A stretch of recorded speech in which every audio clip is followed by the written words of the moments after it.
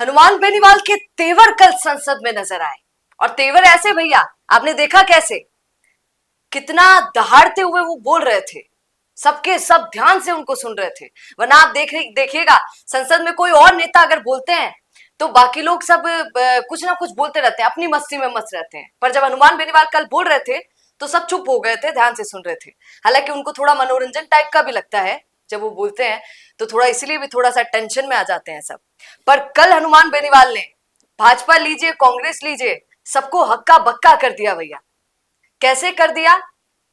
जो ऑपरेशन सिंदूर पर उन्होंने बोला वो बहुत बड़ी बात बोली। आज इसी पर थोड़ी चर्चा करेंगे। और एक और तस्वीर आपने देखा था कि कैसे संसद में भी मजबूत नजर आ रहे हैं इन दिनों हनुमान बेनीवाल। उन सब का कारण क्या है? क्या ये सच में कहें कि सब कुछ सब पे भारी पड़ने वाले हैं, सब उनसे डरने वाले हैं? क्या होने वाला है पूरी राजनीति में, इस पर थोड़ी चर्चा करेंगे। नमस्कार सर, जरा बताइए सर कि क्या है पीछे का राज। देखिए, मैं चाहता हूं कि जब हम इसके बारे में बात करें, हनुमान बेनीवाल का किस तरह से तेवर और क्लेवर और फ्लेवर रहा संसद में, तस्वीरें भी संसद की साथ साथ चलती रहे और ये तस्वीरों पे हम समझ सकते हैं, क्योंकि राजनीति में ये तस्वीरें बहुत जरूरी है। इससे आप समझ सकते हैं कि जब सांसद एक ही हो किसी पार्टी में और कई बड़ी बड़ी पार्टियां ये सोचती हो कि अकेले सांसद की पार्टी क्या कर लेगी, अकेला सांसद क्या कर लेगा, तो उन्हें हनुमान बेनीवाल जैसे सांसद का उदाहरण देना चाहिए कि एक भी हो भले ही, लेकिन ताकत ऐसी हो कि 100 के बराबर हो। सामने बड़े बड़े नेता कितने भी हो, बड़ी बड़ी पार्टी कितने भी हो, लेकिन दहाड़ जब शेर की लगती है तो फिर थर्राते कांपते हर कोई रह जाते हैं। और एक भी कैसे 100 पे भारी पड़ सकता है, ये हनुमान बेनीवाल ने जिस तरह से संसद में प्रदर्शित किया, वो कई सारे न्यू कमर सांसद के लिए, कई सारे सिंगल पार्टी सांसद के लिए, सिंगल मेंबर पार्टी के लिए एक उदाहरण, एक क्लास, एक इंस्टीट्यूशन के तौर पे होना चाहिए कि हर कोई चुप रहकर तुम्हें सुनेगा, हर कोई सीरियसली तुम्हें सुनेगा।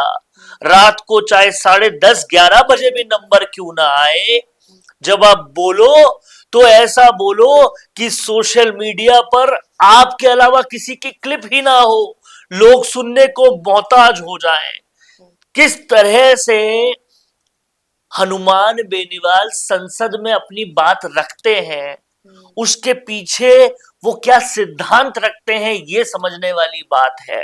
हनुमान बेनीवाल की ये जो तस्वीरें आप साथ साथ देख रहे हैं, इसको समझना होगा। उनके सिद्धांत ये रहते हैं कि अगर मुझे लाखों लोगों ने वोट करके देश के लोकतंत्र के सबसे बड़े मंदिर में भेजा है, तो वो इंतजार कर रहे होंगे मेरे बोलने का, वो इंतजार कर रहे होंगे कि उनका सांसद कितना बढ़िया तरीके से अपनी बात को रखता है और क्या मैं उनके इंतजार पे खरा उतर पाता हूं या नहीं।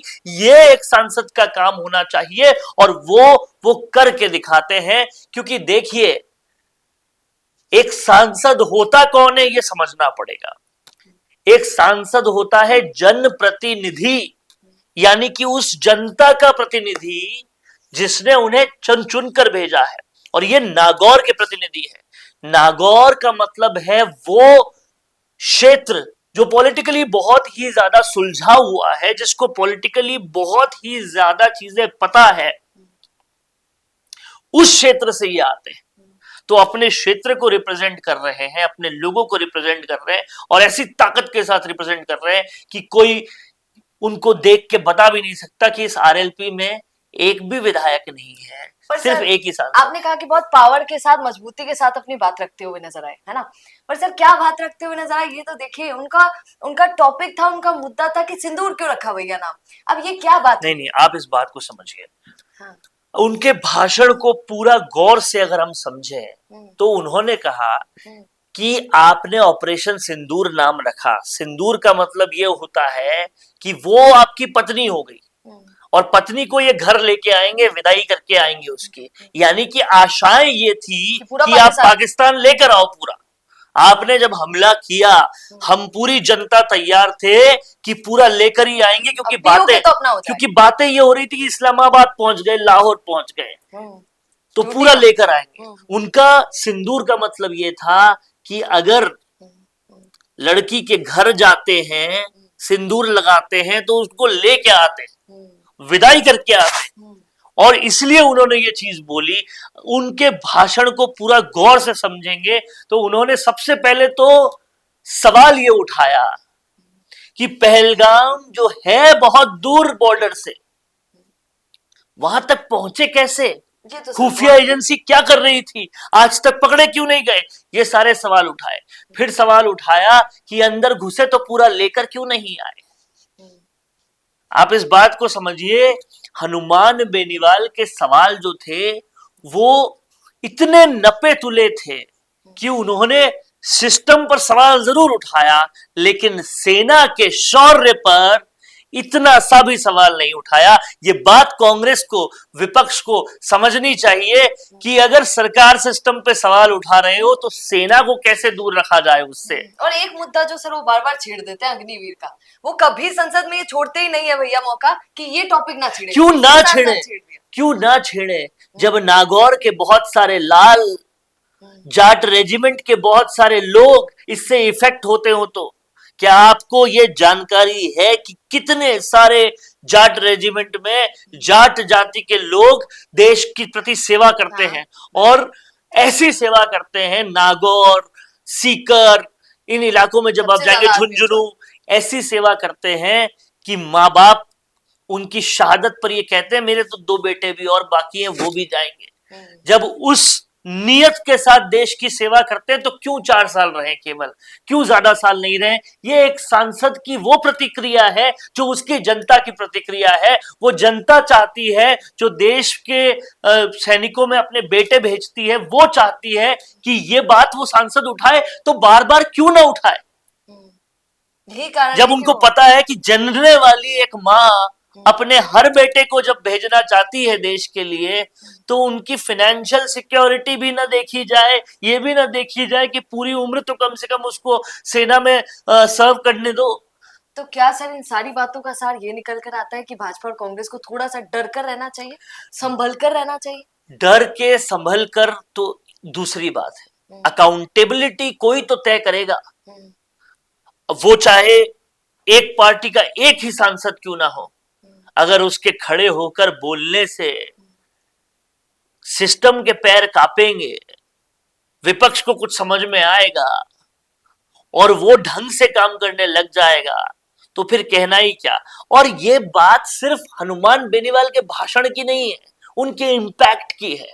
आप इंपैक्ट समझिए कि आज प्रधानमंत्री ग्राम सड़क योजना का बीजेपी में अगर सबसे ज्यादा काम कहीं हुआ बीजेपी सरकार में, तो कहां हुआ, नागौर में हुआ। नागौर का सांसद ना बीजेपी का था ना कांग्रेस का था, फिर भी हुआ। ये इंपैक्ट है हनुमान बेनीवाल का, इस इंपैक्ट को समझना होगा। ये बात है उनको सीरियसली लेने की।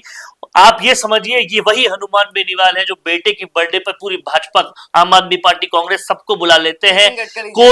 कोई तो दम होगा, कोई तो दम होगा जिसकी वजह से ये हो पाता है। सर दम भी और मेल मिलाप तो नहीं है।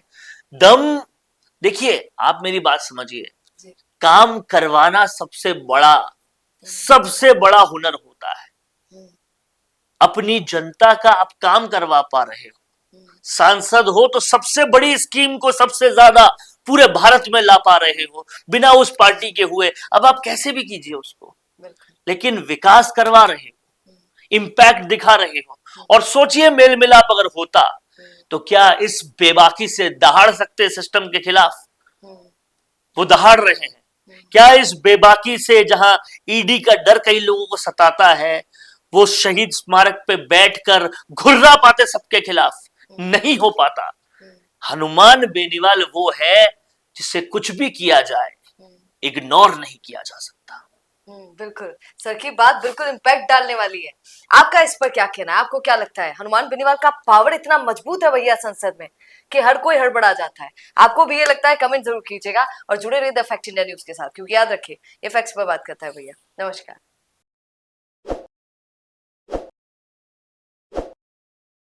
ताज़ा खबरों के लिए विजिट करें द फैक्ट इंडिया की वेबसाइट और डाउनलोड करें द फैक्ट इंडिया ऐप।